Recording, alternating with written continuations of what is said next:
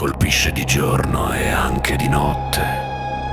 Non trama nell'ombra e si muove invisibile. La sua fredda presenza è ovunque. Nessuno può prevedere il suo arrivo.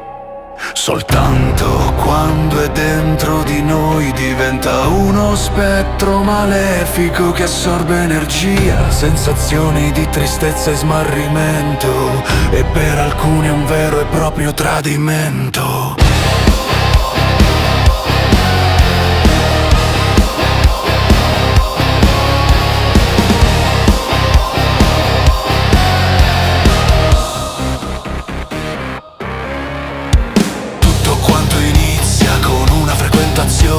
Scambio di messaggi, desiderio d'incontro, pensieri che volano, promesse d'amore, sguardi d'intesa e silenzi che parlano.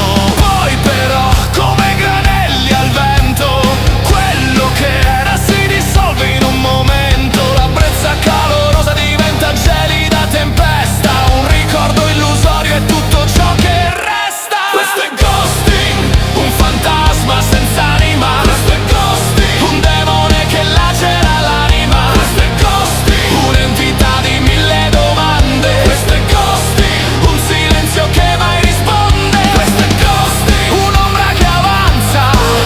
Questo è ghosting, una presenza che stanca. Questo è ghosting, un vampiro che divora i desideri. Questo è ghosting, e lascia soltanto pensieri. Il display si illumina ma non c'è il suo nome, notifiche spente che non portano a niente. Il tempo si piega alle attese, ai silenzi, domande sospese in una stanza senza voce. Controllo della chat alla ricerca di un segnale, un segno di vita oltre quel muro digitale. Il fantasma però resta nascosto nella rete, il vuoto risponde a ogni valido pensiero. Un'ombra che divora l'anima. Questo è ghost, un veleno che corrode l'anima. Questo è ghost, un labirinto di mille domande. Questo è ghosting, un silenzio che mai risponde. Questo è ghost, una presenza che avanza. Questo è ghost, una distanza che stanca.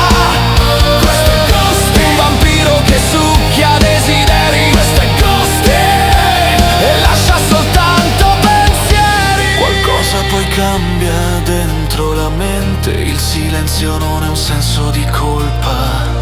Chi sparisce senza dire più niente lascia soltanto la prova della propria paura. Non è un errore scritto nel nome, non è un difetto stampato nella fronte, è la vigliaccheria di chi non sa guardare negli occhi prima di voltarsi di spalle e svanire.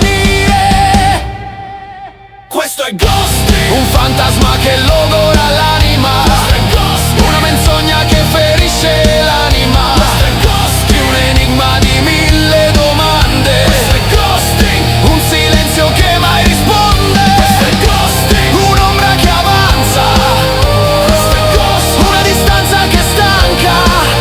Questo è ghosting, un vampiro che svuota desideri. Questo è ghosting, e lascia soltanto pensieri.